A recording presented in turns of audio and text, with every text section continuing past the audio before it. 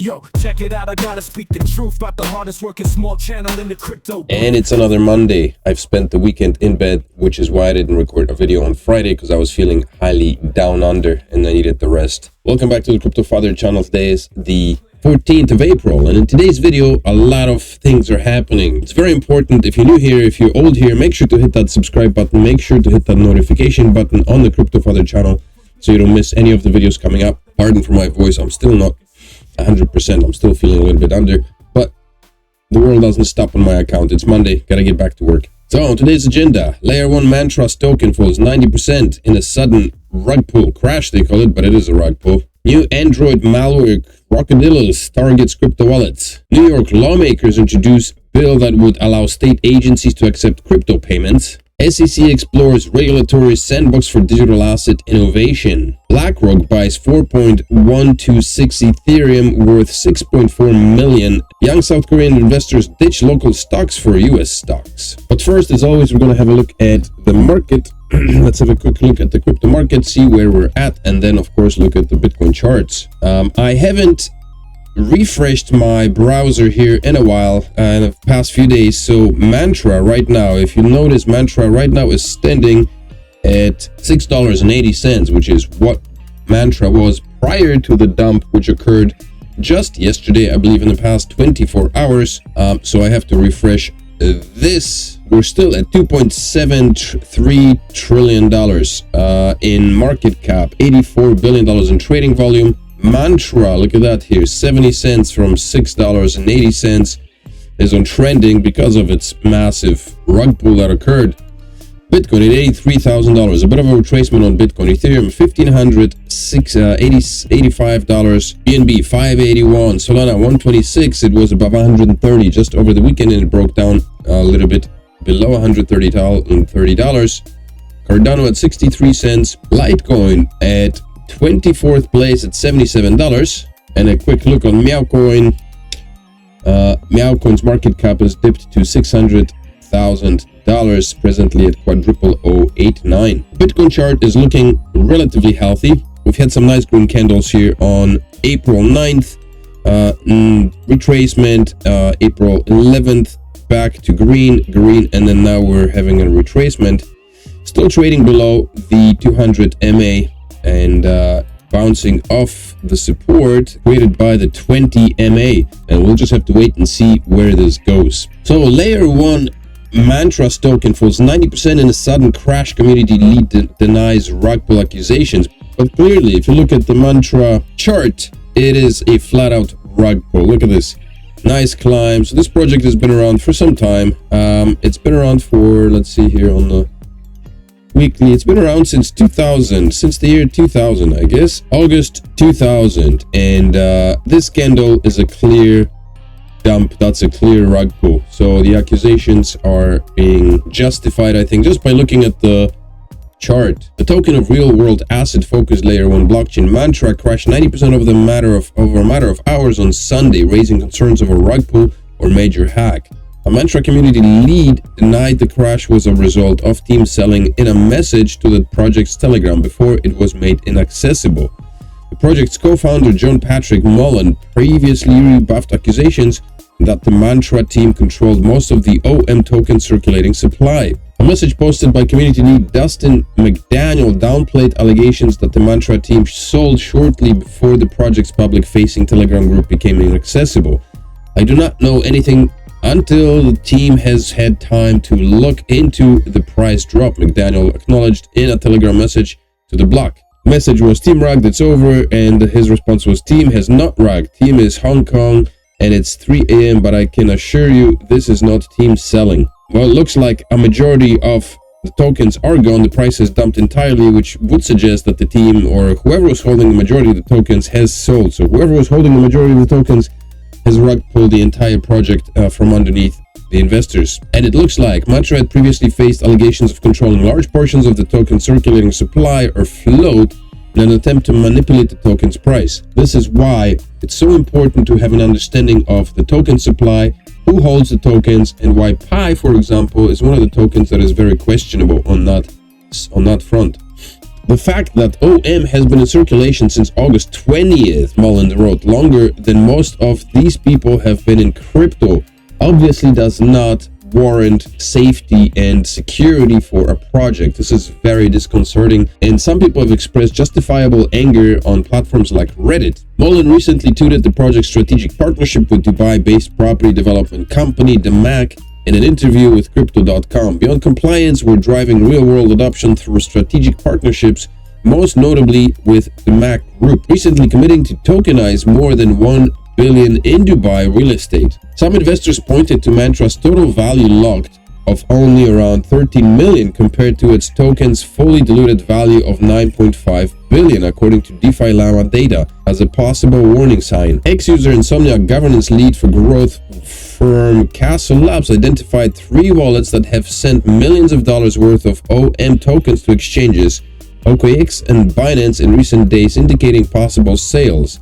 One wallet received around 36 million worth of OM tokens from a Binance address on March 21st, and transferred around 4.5 million tokens to OKX across 8 transactions on Sunday. Mullen and the Mantra team did not immediately respond to a request for comment from the block. There are warning signs, and there are people out there who are continuously letting us know. They're sending out the messages like this one here. Insomniac was announcing that there were mass transactions taking place, that there were mass movements of the tokens, and these are the signs. Usually when tokens move to exchanges, obviously they're being moved for a purpose, they're being moved to be sold. So things like that you need to keep in mind. It's very, very important to pay attention to what's happening on the blockchain and what's happening to a lot of the projects. And this is a shocker, man. Like, this project is 5 years old, and to see something like this is it is very, very jading, very disconcerting. It certainly does not instill confidence in the cryptocurrency environment.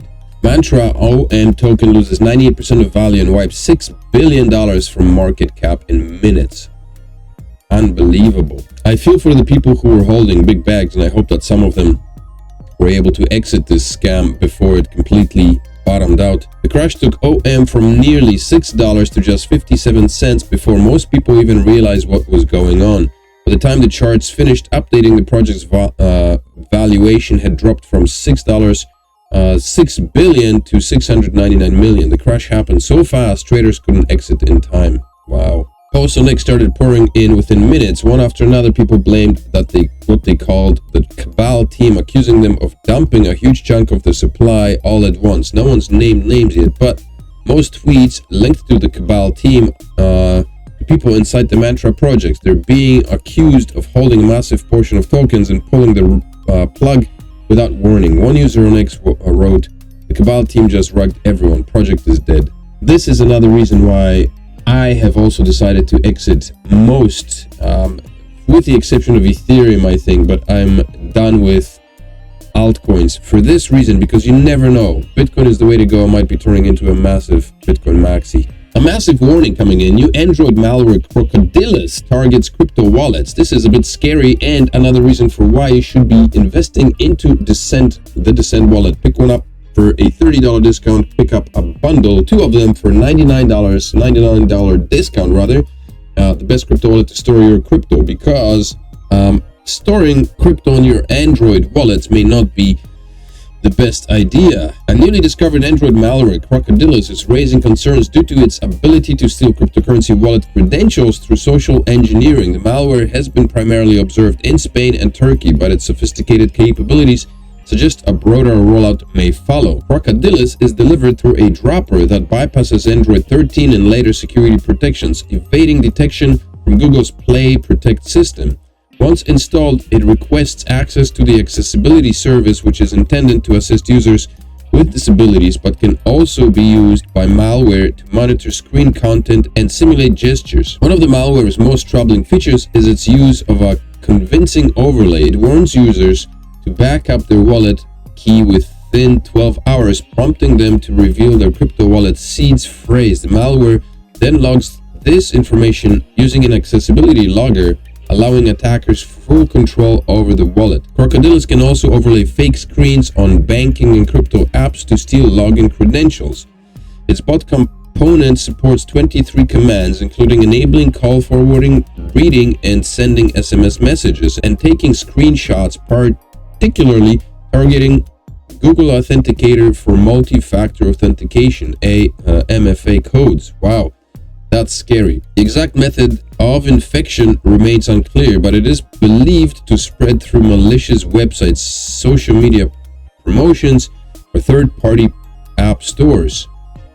Protect against crocodiles, experts recommend users avoid sharing wallet seed phrases, side-loading apps, and enabling Google Play Protect. Additionally, they suggest being cautious with app permissions, using reputable security apps, and regularly updating Android services. Seed phrases come around only once. They should. When you initiate your wallet, you store them and you keep them, and there should be no other ways, no other times during which anything or any program is asking you for seed phrases, unless you are moving your wallet from one device to another, in which case you will have to provide your seed phrase if you are importing a wallet. But if you do that, be very, very cautious. Make sure that the wallet that you are importing into is the legitimate wallet. Always follow the websites, the verified websites. Don't download wallets that you're not certain come from verifiable sources for that very reason. I've had this happen to me once, and I did lose about 3 or 4 ETH, or maybe even more. I can't remember how much. I think maybe 3 ETH, or it could have been a lot more back then. But for that, in that very particular way, I clicked the wrong link. And I was asked to provide a seed phrase in order to log into a crypto wallet. Oof! Before I knew it, all my ETH was gone. This should be a pivotal moment here. New York lawmakers introduces bill that will allow state agencies to accept crypto payments. A new bill working its way through the New York legislature will allow residents to pay state agencies with crypto. UP. But why would you want to do that? Why would you want to give up your crypto to state agencies? Just pay them in your fiat money, pay them in your dollars, keep your crypto, keep your Bitcoin. What are you doing? I mean, it's nice that they're making this an official thing, and it shows that how desperate they are to be involved in the game, and how desperate they are to get you rid of your Bitcoin. Bill A7788, introduced by Assemblyman Clyde Vannell, proposes to amend state financial laws to allow New York state agencies to accept cryptocurrencies as a form of payment. According to the text of the document, state agencies will be allowed to accept payments in Bitcoin, Ethereum, Litecoin, and Bitcoin Cash. So that's interesting. Those 4 and none others. Expect to see some gold rush coming into Bitcoin Cash and Litecoin. And SEC explores regulatory sandbox for digital asset innovation. Mark Uyeda, acting chair of the US SEC, unveiled support for a digital asset regulatory sandbox during a recent roundtable. The initiative aims to foster innovation in tokenized securities trading. My, how the tides have shifted. The SEC was anti-crypto, hardcore anti-crypto, and now they are promoting a sandbox for the development of crypto assets. I hope that they still take care of the likes of Mantra, and those guys are going to be hunted down, and hopefully some of the funds recovered and given back to the investors. BlackRock buys 4,126 Ethereum worth $6.4 million, which is not a massive number, but it is a pretty nice chunk. I mean, not a massive number for a big investor like BlackRock. Purchase aligns with broader institutional interest in Ethereum, as other entities such as Grayscale and JP Morgan are also reportedly increasing their holdings of ETH. Ethereum's price has recently surpassed 1,600, is back down below that again, breaking its 2018 all-time high. But Ethereum is struggling, let's be honest. And finally, young South Koreans investors ditch local stocks for US stocks and cryptocurrencies. Young South Korean investors are now ditching local stocks and turning to markets in the United States and digital assets. According to reports, the number of young investors still active in the domestic stock market is seriously plummeting, a development that has caused mixed reactions across the stock market in the country, which could be the reason why the government is now thinking about allowing companies to invest into cryptocurrencies in South Korea, because that was prohibited for a long time. And I guess they're trying to, boost their revenue, because a lot of the investments are leaking outside of South Korea and into US stock markets. They thought that they could keep the crypto money inside Korea, which they have done pretty well. but I guess a lot of money is leaking out of the Korean stock markets into other stock markets, so they will need to replenish that, and that's probably the move towards allowing foreign investors, companies, to invest into cryptocurrencies in South Korea, which it almost feels redundant at this point, because I'm not sure that big companies would want to invest into crypto in South Korea when they can do it abroad. The only people that want to invest into crypto in South Korea are the people living in South Korea, the foreigners living in South Korea. Why would companies want to invest in crypto on Korean exchanges is kind of beyond me. I guess maybe to take advantage of some of the arbitrage possibilities, opportunities that may come up, you know, take advantage of the kimchi premium, which has been dwindling. I don't even know if it's if we can even call it kimchi premium anymore, because it went from a 10% spread to like 1.2 or just small minuscule amounts. According to data from the Korean securities depository, investors in their 20s and 30s still active in the domestic market have reduced drastically, dropping from 14.9 and 20 to 11 and 19% respectively. In a recent interview with a 20-year-old South Korean worker, he mentioned that he has never invested in Kospi, noting that it doesn't look profitable. This same reaction is shared by most people, with that major reason why they are shifting their investments to United States stocks and digital assets. Heo added that he is gradually shifting away from Korean companies such as Samsung Electronics and Kakao's digital assets booming among the youth. So there you have it. The younger generation of Koreans is slowly waking up to the fact that cryptocurrencies are now the future of investment. And I've talked to a lot of people in their early 20s, and yes, a lot of people are still not clued in, maybe in the area that I live in, but that seems to be slowly changing. So that's the update for today. Please make sure to smash up the like, subscribe to the channel, of course. Do pick up a Descent wallet, because like I said, man, there are hacks that are happening, this crocodilus thing, man. You gotta be careful of that. Store your crypto safely on the Descent wallet. You get one for a $30 discount, and if you pick up two, you get a $99 discount. It's a better price actually for the two. So pick one up with the ref link below the video. Make sure to hit that bell notification button on the videos, because when I do make these updates, which I do on a regular basis, there is more than just the thumbnail. Like, the thumbnail talks about one of the most recent events, but I do include a lot more information into these videos, so they're always jam-packed with info for you. So do come back, and I will see you tomorrow on Tuesday. Stay safe. Have a fantastic start of the week.